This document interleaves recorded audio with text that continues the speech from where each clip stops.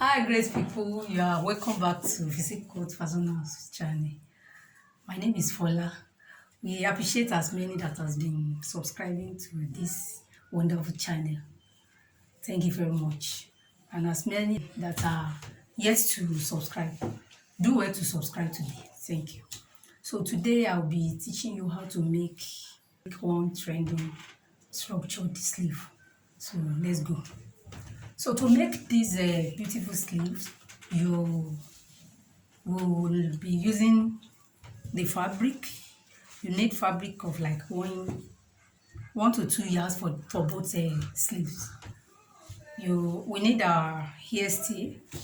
You need the paper stay, original one. This is some people call it a peplum stay. We need our rigilene bone, so the one that you can sew on. So this is the one we'll be using for this project. So let's go. And we'll be using this top half body. So to make it, the first thing you have to do, you measure from the waist length of the front cut down to the half back. So we are having 32. If you measure through from your half length through to the half back, we are having 32. So the 32 we're having, we're going to add the 10 to it, making 42. So that is the measurement we'll be using for this sleeve. So this is the material we are using. Let's see how many inches we are having for the length. We need 42. So we have a 45 here, so 42 is okay for us. So I'll fold it. So the length 42, then let's make it 43 because of the seam allowance up and down. So we are going to cut out 43. Then the wideness, that is for the neck length. The wideness we'll be using is 6 inches. We need 6 inches wideness, so we are going to add 1 to it as our seam allowance, making 7 inches.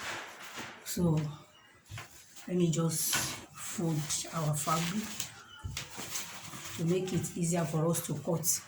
So what we are going to cut out now is 7 inches. 7 inches. 7 inches. Connect. This, my fabric is already on fold now.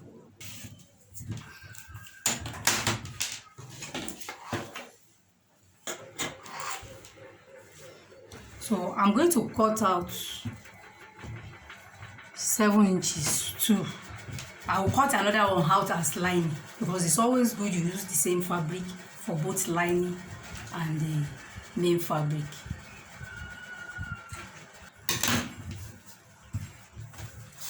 Say we need 43, so let me just measure 43 straight up. This is it. 43.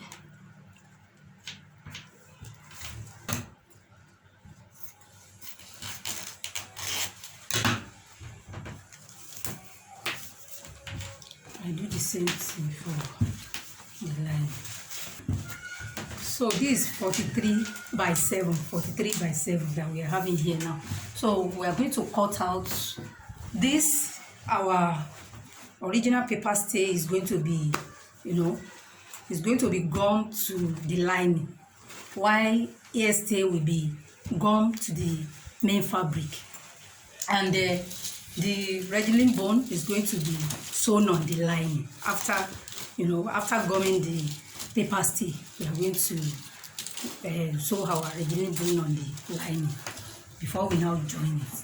So the next thing I have to do now is to cut out the paper stay for the lining. then I cut out the airstay for the main fabric the same way.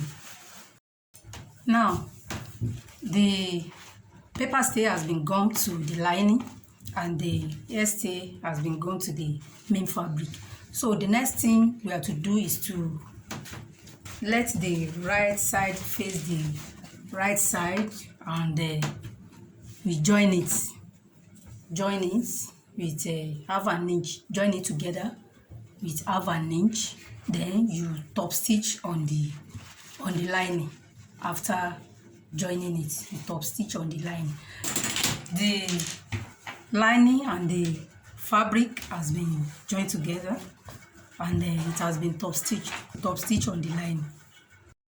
So we want to rule all those areas that the rigilene bone will be sewn on. So to achieve that, what we need to do is we first of all measure 3/4 from here. As half an inch is a joining, seam allowance to join the lining and the fabric together thereafter. So we measure 3/4. So the reason why we measure 3/4 is that we are using half an inch as our joining allowance. So we cannot measure exact that half an inch. We have to give it space a bit. So that's why we measure 0.75. So we measure the same thing here. We rule. That is where the first rigilene bone is going to be.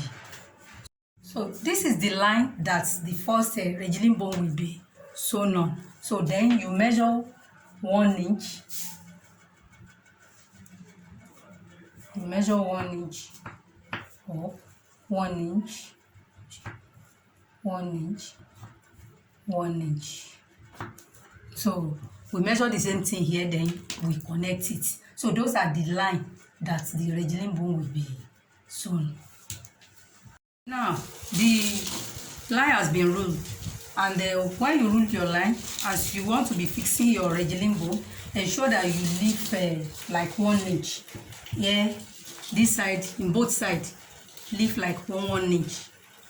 Don't sew your rigilene bone all through, so that you'll be able to use this as a seam allowance for your. The seam allowance is left to insert it to your half back and your half length. So the next thing we are going to do now is to place our rigilene bone on just like this. We are going to sew it on the line. Let me do that. This is it. Now the rigilene bone has been attached to the lining part, and I want you to take notes of something when you want to apply your rigilene bone. So we are attaching it to the lining. So this is the way we are to attach it to the lining. Don't attach it like this to the lining. When you attach it like this, by the time you turn it and this place now face the main fabric, it will make it pop up. But if you attach it like this, it will just it will give you another concept. The way rigilene bone is. So if you attach it to the lining like this, so which means it is the lining that will be popping up. But when you attach it to your lining like this, so it is by the time you turn it, it is your main fabric that will be popping up, and it is the main fabric that wants to pop up. So that is for the rigilene bone. And you can see I secured the rigilene bone with the masking tape so that it will not be poking the person wearing the dress. So, and after sewing all our rigilene bone on all the marked line, so I have finally joined it together by this side with half an inch. So the next thing is for us to turn it to the right side so that we move on.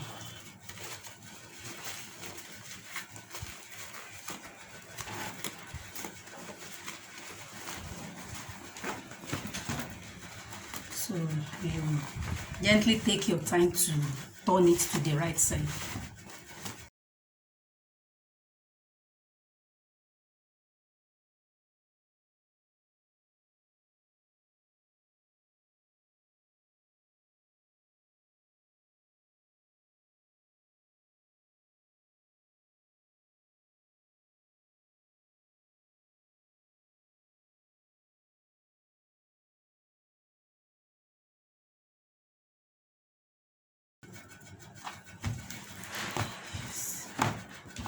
Yes, we have been able to turn it out. So the next thing is to iron it proper now.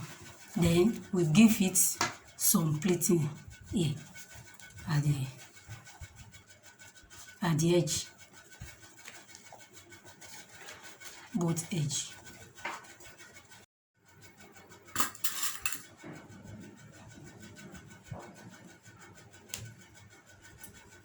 I think it will be better to go and stitch it because it's like pen can go under it.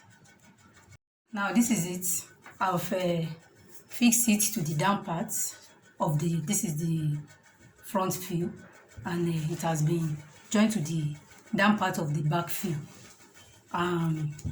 You can see how stand it looks. So all you need to do, so and I've used just like carve and niche trimmings even to beautify this side.